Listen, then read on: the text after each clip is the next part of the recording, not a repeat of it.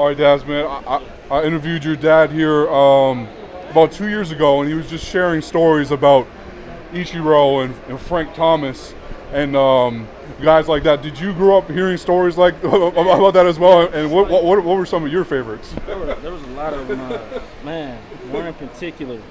Gosh, I mean, Ichiro was someone that he was very quiet to himself. He didn't say that much, and he worked out every single day. And there was this huge machine that he would do his workout song to do at least one throughout the whole day. And he did that, and he was very focused, and he was detailed to his work. And I think that's what made him great today. And just seeing him do that, inspired me. I'm sure inspired a lot of young other athletes that are coming into the game to prepare for something every day.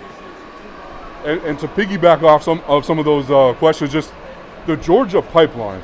What is that like to see for you? And just is it the best in America? Yeah, because year round, it's hot there every year outside, and a lot of us are able to train a lot more throughout the year. And there's other sports that you play to develop you and get you ready for baseball itself.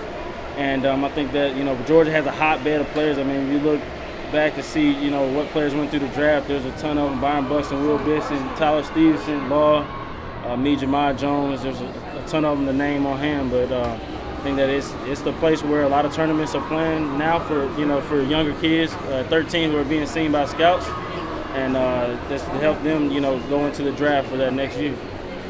MLB, the show, the video game. I'm sure maybe growing up you might have played maybe some of the other games with as your dad.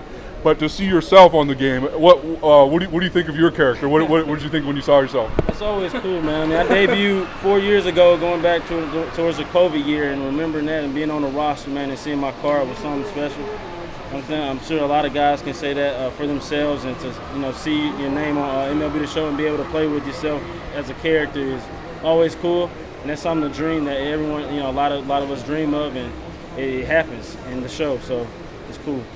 And last one, just on the Law Dog, is there a moment where you saw it clicking for him, where you're like, oh yeah, this is a breakout here? I saw him, man. We were in Boston, and he just made a few adjustments with his time and being able to dictate his movements to be able to prepare to face a pitcher, whatever pitcher he's facing that night, to be able to hit him. And the way that he's going about his approach of how to hit a sinker ball guy, where he has to hit it through the gap a little bit more, or a fastball guy who has space where he has to stay above the baseball to hit it.